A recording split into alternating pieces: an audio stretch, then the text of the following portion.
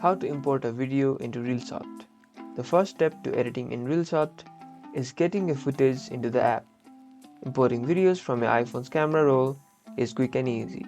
Let's bring your clips into Reelshot. From the Reelshot home screen, tap on Create a New Project or a similar button to begin a fresh editing session.